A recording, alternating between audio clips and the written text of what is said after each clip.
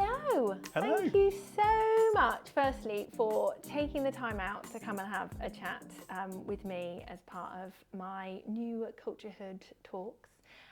Massive privilege to have you along, so thank you so much. And I'm really excited to talk about putting a spotlight on company culture, MOI from an employee engagement perspective, and to get your perspectives on that as well. So super excited. I think we're going to have to just monitor time because I think we could go on forever in terms of what you guys are doing. So, and equally you are as much a geek, I hope you don't mind me saying, but you're as much of a geek as I am when it comes to company culture and employee engagement. So I'm excited. So I think it would be really good if we could just kickstart with gaining a little bit more insight into your story, which I don't know about. Which would be good to hear, and your role at MOI, and just a little bit more about MOI would be brilliant to hear. Of course. Thank you, Gemma. That's all right. Thank you for inviting me along as well. So I'm David Haward. So I'm a long-standing director at MOI Global, and my role is also very much focused as the Chief People Officer within the business. MOI Global, so we are an international B2B creative marketing agency. We work exclusively within the IT and technology market space. We've got a number of theatres of operation. So in EMEA, we've got about 50 or 60 people working predominantly out of London, but we have a base in Dubai as well. We have a base in Southeast Asia. So in Singapore, we employ, again, similar sort of number, 50 to 60 people. Yeah. We've recently put in a small base in Jakarta in Indonesia as well, so for some really good production related resource as well. And then we operate in the North American markets as well. We work with some really big IT international vendors in individual regions, but also as global customers too. And increasingly we're working with a lot of challenger brands, so smaller technology companies that are really looking to be pushed to use creative innovation in B2B marketing, which is really exciting. That lends itself beautifully to the structure and setup and future development of MOI as well. Fantastic. My role within that is really exciting. So I've been in the business pretty much all my working life. I won't make you say how many years. It's over 30. You can work out the numbers from that. But it's been a wonderful journey. A lot of people say, how can you stay in a creative agency for so long? It just changes though, doesn't it? It's constantly changing. We talked about this before. No year's the same. It's always changing. No, absolutely. And I was as excited about coming into the business as a young account manager as I am today, 30 plus years on. Yeah. And I think what attracted me into the business and that role in the client services position initially, what's the culture? What's the attitude? It was the two founders, Phil Payne and Murray Watson. Phil, who's still very actively involved in the business. Murray, who retired a long time ago, but is still a really good friend and actually still a mentor to me and to others in the business. Yeah. And they were really creative in their approach to B2B marketing, again, working in similar sectors. And as a young marketeer, I'd done 2 or 3 years working in a French software company, client side, working with a few agencies. I just really wanted something that would get me into an agency environment, and they were the guys that set me on their way. My journey since then, it's interesting. So it's been very sales focused. It's been about business management, commercial skills. I've moved from account director to managing director of the company. But it's always been about working with people and talent. And talent and employee development and passion within the business is absolutely vital to our success. And I don't think, really, that culture, that attitude, we'll go on to talk a lot more about that in detail, I'm sure, has changed significantly in all the time I've been there. And it's at the heart of what makes us successful. So my role now, really, in the last 5 years, we looked, as we went through some rapid growth 5 or 6 years ago in all the different regions. And what size did you get to, if you don't mind me asking? We were about 50 or 60 people, 2017, 18, I guess. Again, with the presence in those regions. We got up to close to 200 people through the pandemic, where we saw a real growth spurt. Slight consolidation, so probably about 130 people or so worldwide at the moment. But it's very exciting. I was approached by the general managers in the business and some of my colleagues as well, to director level, to really change my role to the CPO. So looking after the talent in the business, so attracting the talent in, giving them the best possible onboarding experience, a really immersive personal development for each and every one of us across the business.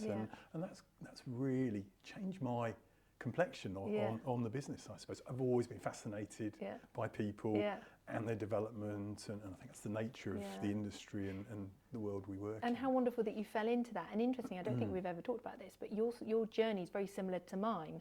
I was client services side and fell into, just because I was very intrigued about what is employee engagement? What's that fundamental core that attracts someone to join this business and keeps them within that business? Yes. So thank you. Really interesting just to gain a little bit more insight into your journey. Now, I am, having worked with you, I think it was 3 years ago. It was 3 years ago. So throughout that time, you have managed to achieve Best Companies to Work For. And it would be good to understand specifically what you achieved from a Best Companies to Work For perspective. Because I think you got national and a regional, didn't you? Yes, that's correct. Yes, we did. And I think I would really like to delve into why do you think MOI got to where they did? How did they achieve it? What made you unique to receiving such an award? And I think what I'm keen to make sure of, to focus on, is that the award was authentic. You know, I've worked with you, I can see it's authentic, and sometimes you could argue that maybe some awards you go out to get an award, is it authentic? This certainly is, because of the engagement survey that they run, the feedback that they get from employees, and they're really thorough, aren't they, in terms of your strategies. So it would be good for you to tell me why you think you won the award. Big question, sorry. It's a great question, and you know, it really does cement our philosophy and culture and resulting employee engagement and development for each and every one of us. And we'd put a lot of plans in place, I think, before we started working, a lot of really good initiatives and programs. But I think you really opened my eyes to listening to what the employees want, and really properly listening to them. So in the last few years, and I think that's critical to how we shape the resulting programs. So we run a lot of employee surveys. We do a lot of polls. We do a lot of interactive, we call them time to change sessions, where people come together in their teams or in region or smaller groups, and they talk about pressures of work, but also opportunities, challenges, areas to develop what they're doing as a team, but their personal well-being and development and fit within that environment as well, which is very interesting. Oh, I love that. And we'll complement that we do town hall sessions in some of the regions as well, which are very open. And I think that's very important, that it shows we're listening. I think it implies we're respectful to what the employees want. We can't do everything, of course. That people tell us, but that's very much help inform and shape our resulting plans. And looking, especially last year, in terms of what we did with our connected employee experience. You'll hear me talk a lot about that. I think that's very, very important within the fabric of MOI. And I think you need that feedback, don't you? You can implement all these things across the employee life cycle to improve what you think you're improving the employee experience, but I think you need to keep your finger on the pulse and understanding how it's working. Is it working? Is it not working? What do you think could be even better? And I think, just to point on what you've just said, by you having those listening sessions, you are really fostering a psychologically safe environment. You're essentially saying, we want to hear from you, and it's safe for you to do so. And you're therefore going to encourage more ideas. People are going to bring their authentic selves to work because they feel they can. And there's a lot to be said about that, I think, in shaping what you essentially implement from a people and culture perspective. I think, absolutely right. You're engendering that environment where people feel comfortable, I think, and hopefully inspired. Yes. At ease. And we do listen to what they want, and people were saying, well, actually, I joined the business a year ago, and my onboarding experience could have been tighter, and I perhaps didn't get access to some of the key resources and people that I really needed. I didn't perhaps see some of the great content, the inspiring updates and business solutions that MOI has. So actually, we took that on board, and we've begun to put in a really smart, personalised, automated onboarding experience. Using really good apps and technology with great content, and relevant to an individual's role as well. So if they're coming into the creative team, we give them some really lovely creative examples to look at. We record presentations that have got a really strategic, creative feel to them, for example. So things that are very relevant to what their main role is within the business. But people also said, inspire us, push us. How can we learn more about what our colleagues are doing in media or experiential or account-based marketing? So we share a lot of those stories as well. And I've got to say, I think one of the real highlights for me in the last couple of years has been creating ambassadors within the business. So tell me a bit more about that then. People have seen that they can go on a journey. They can really create a voice for themselves, and they're hungry to learn. So some people could be in client services, for example, maybe very specialist in a particular area. It might be demand gen, might be media, but increasingly we give the floor to their colleagues and other parts of the business to share examples of what they're doing in other environments. To the point where half a dozen people in the last 2 or 3 years actually changed their roles as a result of that. Because they've learnt about other roles within the business. Exactly. That's fantastic. Yeah. It's really lovely. It just shows the power, doesn't it, of communication, peer-to-peer communication as well, not just top-down communication. Exactly right. Very much that. And I think they do see that across the whole business in a project. Typically, there might be some strategy involved. It could be some business intelligence. It may be a combination of different solutions and service offerings required, but the ability to see how that fits together in a complete program is really important for people. So we've had client service people go into strategic planning. We've had people in creative become planners, and people have moved sort of around experiential, and we've got specialists in ABM that weren't there before in terms of their previous career progression. From a people cost perspective, you're actually saving the business quite a bit, aren't you, really? Because you might find they might have either left, which is then going to cost you in terms of having to re-recruit, but they've stayed a lot longer as well. So it all makes a big difference, doesn't it? I think that does help massively. And even to the point of actually having some people in different regions move to another one as well. Yeah, that's happened with 3 or 4 people in the last years, and that's lovely to see. And the fact the business is open to that as well, I think, says a lot. Yeah. So I'm interested to understand how does that link to your company values and your behaviours? So we're talking about transparency and communication. What are your company values? Our EVP is we create change. So it links very much into freeing that freedom of thought and expression that you mentioned earlier as well. It ties very much into our culture of believe, belong, become as well, which is quite a new thing, but ties with our employee experiences. So they're around turning heads. We can talk more about that, I'm sure, in a few minutes as well. Connect with purpose, so how people collaborate and work together and gain that knowledge and skill and ability to serve the clients, of course, and create great outcomes through the work that we do for the clients.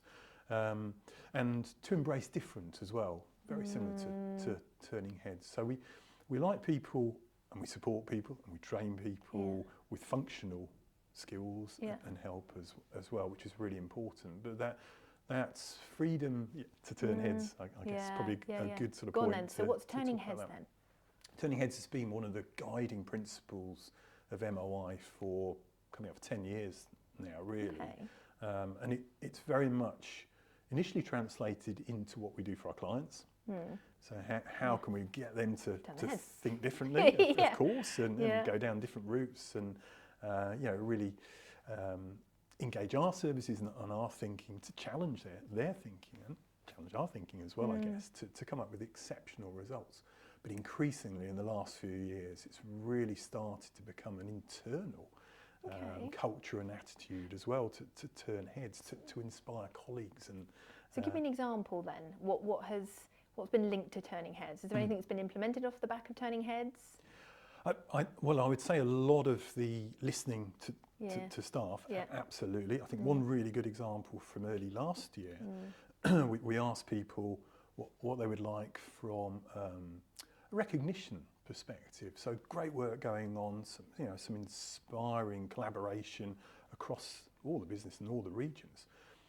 Can we have a means of recognising what we're doing and rewarding that? And yes, people of course are rewarded in usual employee benefits and the structure through appraisals and reviews and that type of development as well. But we looked long and hard at bringing in an application that would help with specific... Show appreciation. Yes, and behavioural acknowledgements. Which doesn't cost a thing.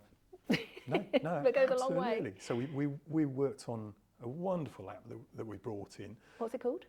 It's actually called Nectar. Is it? Nothing to do with Sainsbury's Nectar points. You get Nectar points. Oh! So it's gamified as well. Yeah. Initially, we've started using it for individuals to do call-outs about each other, groups they work in, business results and successes as well. Brilliant.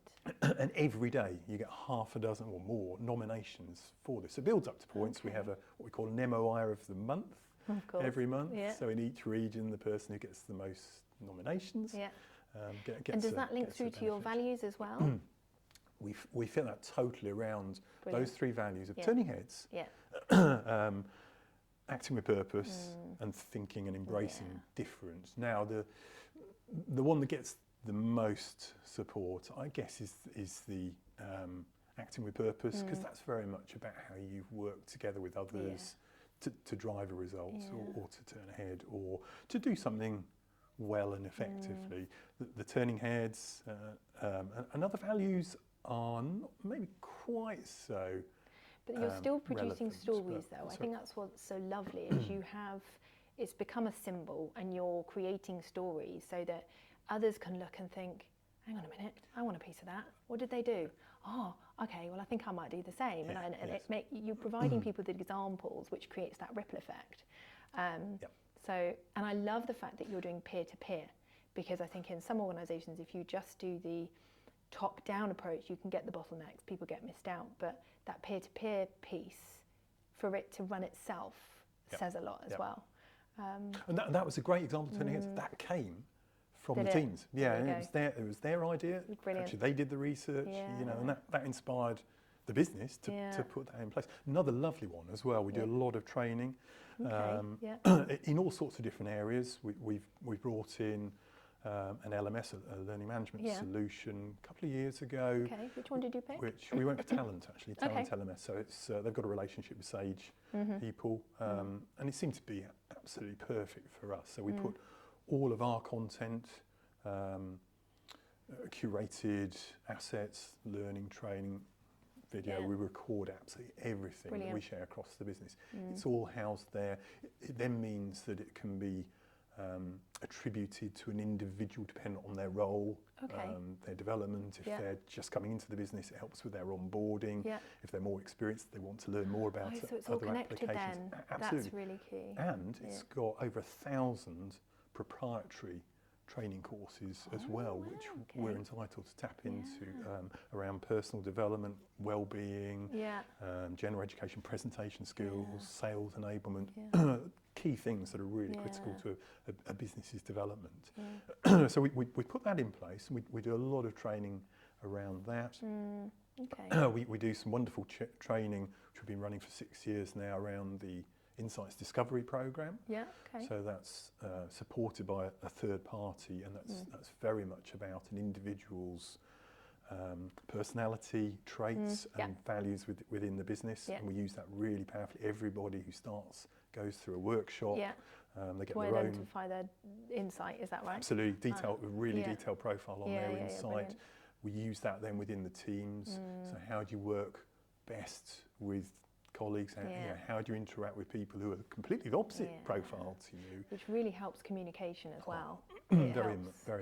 An understanding, I think, and an interaction. And we complement that with why training as well. So we do a separate why training workshop for an individual to think about their own personal journey, and their sense of purpose, their, why, which is obviously quite difficult to define within a business. Mine, for example, hasn't changed in 5 years. What is yours then? Mine is make heroes. It's as simple as that. It is make heroes. And it's kind of what I do. That's a great one. That's what makes me so proud, Gemma. Every day I see inspiring work, and I've read over 1,000 of these Nectar nominations, and generally they have moved me to tears at times. They are just so powerful in terms of the outcome and support for colleagues across the business. And we talked about an example that you earlier, just before we started interviewing, you were telling me about one that you'd read previously, and I won't mention the particular individual, but there was it was a good confidence boost for that particular individual. And I was saying that it might seem really small that you've received a Nectar point, but actually it goes so far. That level of appreciation has boosted confidence. It means they'll stay with the business a lot longer. They're going to be much more productive, much more motivated. So absolutely. No, I think that's critical. And it's wonderful. And because we're quite a flat meritocracy, that to your point as well, can be anybody in the business nominating anybody, exactly. and it can go right across the organisation. And it makes sure you're being fair as well. You're not picking favourites. It's based on values. It's based on the behaviours and those that are demonstrating those at the end of the day. So I think that's really crucial to have the framework. Sorry, my point with the training as well. So another turning heads example. People said you've got some wonderful training in place, but actually, what we would like to do as an organisation is deliver our subject matter experts. So one of our account managers in Dubai suggested that we call them turning heads hacks. So these are 10 or 15-minute sessions on a plethora of subjects, really interesting. Not always work related, some functional, some very much about applications, but some outside of work as well. And we run those pretty much every week, and they're contributed to from people right across the business, lots of different levels. Do you know what? That's just in my head made me think. It's also providing that sense of belonging for individuals. I feel part of a team because I've contributed, but also I feel like I'm having an impact. I'm actually delivering a piece of training that's going to help other people. So hence the believe, belong, become. Yes, I love it. So you got it. And what's so wonderful, I said this to you before, is that you are authentic in what you deliver. There's depth in what you're delivering from a people strategy perspective. It's not just lip service.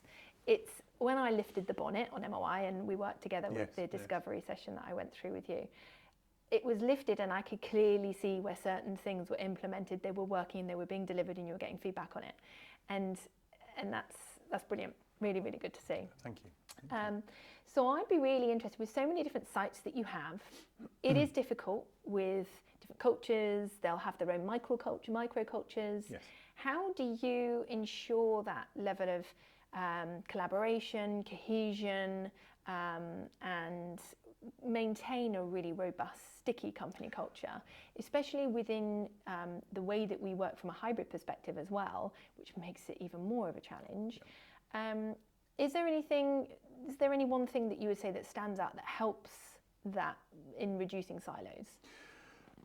I think it's the way we collaborate as a global business, and we connect very regularly with all the different regions. And you're right, there are a lot of pressures, subtle nuances from demographics, geographical locations,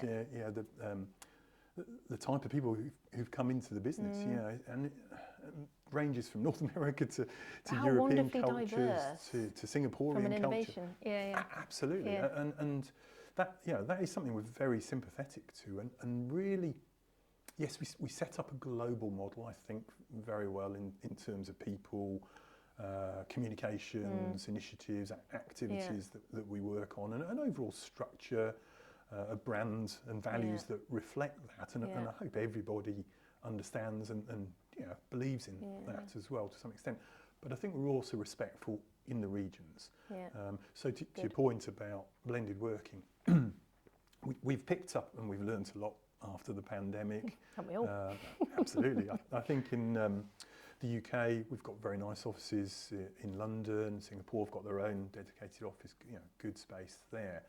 And we've had some challenges, but we've got people working 2 days a week in the offices, actually a little bit more in Southeast Asia as well, and 2 or 3 days at home. And that balance is working well, but we're saying, where you're coming in together, make sure you're connecting with purpose, you're working with your teams, you're seeing customers, you're using that person-to-person engagement for the creative thinking behind a project, looking at things strategically, the planning. So using people's time sensibly and effectively in a really smart way where you can, then get the work done when you're working remotely. Of course, we can still connect and we can still talk and still have meetings, but nothing beats that face-to-face creative interaction. Can't do that in North America. Our team there are so dispersed across the whole of continents that it provides different challenges. So we have to make sure we're communicating, connecting. So what do you do then? Sharing knowledge. Regular interactions. Okay. I think having really well established regional leadership teams as well. Yeah. Who are connected to, I think I'm reading between the lines here, you've got that golden thread from this is where we're heading, this is what we plan to achieve, and how that then distills down into different teams. Yes, absolutely critical. I think the messages filter through really well across the whole business. But having come back to talent again and the people, we've worked very hard, especially the last 18 months, to put very, very good management teams in place, and having people who are passionate about developing their own teams and looking after the talent within that region and connecting people and sharing knowledge. We have every week in every region. It might sound a bit laborious, but it works so well. We have a Monday check-in and a Friday check-out session, and it's absolutely meant to be mandatory for everybody to join. And we make the Friday checkouts. Yeah. Is it the whole business? Yes. No, sorry, in region. Sorry. Yeah. Okay. We do actually, and sorry, we do combine regions where we can. So this Friday we've got an APAC and EMEA connection, so there'll be 100 plus people on that call. What are we talking about? We're talking about excellence in ABM. We're talking about some really good wins that we've got, a strategic ABM report we published. So we're showing people what's really topical, what's very creative, what's really turning our customers' heads. So we use those sessions to inspire and inform people. The check-ins are perhaps a little bit more practical. We go through the whip and what's coming up within region, but we do share some insights. If we can, we'll do a hack session for 5 or 10 minutes just to help people learn how they can get more from teams, or perhaps use the latest scheduling tool, or optimize their LinkedIn profile more effectively. So we do that regularly. We communicate. We've got a person whose sole focus is on employee engagement within the business, so sharing news and stories. We've got our own intranet, which is excellent for accessing all the content and assets and material that we've shared live across the business. Brilliant. Which again I think is really, really important. We have regular live training sessions. We do impromptu lunch and learn sessions where people can pop in. We do the time to change sessions as well, where we listen to what people are up to. And increasingly I see teams using their insights profiles and sitting down and looking at those and checking in on their why development and their sense of purpose. So there's a real sort of fit across that, and those initiatives and programs are for everybody in the business. From the CEO right the way through the business, we all do that. So we're leading all by example is key there, what I'm hearing. Exactly. No, it's absolutely crucial that we all do that. So that level of respect and understanding is common through the whole business, Gemma, as well. So I think that's very important. So tell me a little bit more about, we've talked about personal growth. You have a fabulous academy. It would be good just to talk about that and how it's been so successful. What do you think makes that so successful? What it is and what makes it so successful? The M Academy is very dear to my heart. I know it is. I think I think the business as a whole is struggling to attract in the next generation of young talent and marketeers. So we established our academy 5 or 6 years ago. with a couple of copywriters in London, actually, who were young, straight out of university. And the programme has grown and grown since then, in different guises and different formats in all our regions. But we try and have an academy for each year. So a year ago, we had 10 young people come into the UK Academy, actually. Okay. We had copywriters, we had creative, we had an internal marketing intern, we had a couple of graduates who went into client service roles, a young designer, somebody has gone into media as well. So they were all graduates, or they were doing their placement years with us, and they were very much incentivised to learn the functional training of their role. They were put into the heart of a great team, treated very much as full-time employees as well. Wonderful experience. But through the academy, we gave them set assignments as well. That. So we pushed them to improve their presentation skills and to get out there on social media channels and create articles and their own voice and arrange social interactions for the business. I'm so for that. I mean, I remember my work experience I had when I was at uni. I think I must have folded Weetabix boxes for about a week. And I have always since then thought to myself, whenever I work with my clients and helping them set up work placements, academies, etc., make it impactful, make them feel as if they're going away with something that they've learned and they feel they've got value out of it. And if they're not, why are you doing it? Because they're not going to come back to your business. They don't want to work for you moving forward. And surely that, of course, to close the skills gap, but also to build a pipeline of talent that you're going to tap into in the future. So exactly. For me, the best part of the academy as well was a group project. So it lasted 3 months. We gave them a live project we were working on for one of our clients at the time. And it drew together their skills, their complementary skills. So to see how they work and to bring in experts from within the business to help and guide and mentor and inspire them was wonderful. Quite a lot of them were in full-time roles with us anyway, so they've carried on, and it's lovely to see their journey, unique journeys within the business. Others have gone back to finish their courses. 25% at the moment. I want to increase that number. Come back into the business in full-time roles. I love the fact you know the number as well. Which is wonderful. You obviously track it, which is even better. We do. And that's an important consideration as well. A lot of what we do, especially with the training, we have got data on it, we can report on it, so we can see what's working well, we can see what's how not working. People are consuming data, what they're looking at, and again we ask them what they want to see more of. So we're constantly informed, and we can evolve the shape of the resulting employee engagements accordingly, which is really powerful to have, I think. So what do you think is going to be, as we kind of finish up, what do you think is going to be your biggest challenge for the next 1-2 years? It might be a bit difficult saying in 2 years' time, but what's going to be your main focus? So again, it's a really interesting question. It's more of the same, I think. I think we do some things very well. We mustn't and we won't get complacent. I think it's instilling that sense of turning heads, thinking differently, embracing creative thinking for your role, whatever your role is within the business.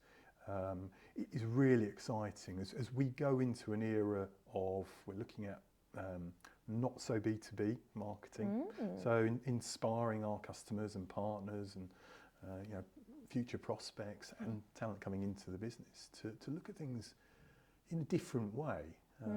So not so B2B, to really start to push that, almost an extension of what we've been doing very successfully with turning heads for a long time, will become very much of our business mission and vision for future development. So I think the training that goes with that, the education and nurturing of employees to really get to grips with what is quite an intellectual, strategic repositioning, reframing of our business direction and commercial growth. It's quite a challenge, definitely. So it's getting the right talent into the business in future. It's inspiring the current talent to go on that journey as well. I think will be very exciting. And I think it's also, we spent a lot of last year resetting some of the infrastructure, the technology, the platforms, the process behind people development, and we had maybe a bit of time to do that as well. So we grew very quickly. Yeah. The previous year, we've scaled back a little bit subsequently to allow us to do that. And I think in that rapid growth in the pandemic, we were perhaps just going too fast. Yeah, I've seen that. And I think you end up having lots and lots of layers of different things in place. Exactly. And actually you then look back and think, what is it that we're actually trying to achieve? Yep. We're trying to engage our employees, okay, or we're trying to attract talent, we're trying to, what all these systems, and I think sometimes you get a bit of fatigue as an employee thinking, well, which system am I using for what? How are we actually communicating? Where should I go for this certain thing? And it becomes sometimes a bit overwhelming. So the fact that you've identified that as something you need to look at is brilliant. Yes, yeah, I think that's and that's really probably come because you are so good at keeping your finger on the pulse and listening to employees. It's probably been fed back to you anyway. Kind of heard it. Yes, yeah, you're right. Brilliant. You're right. And I would also really like to push. It comes back to that point about creating ambassadors within the business and subject matter experts. Yeah.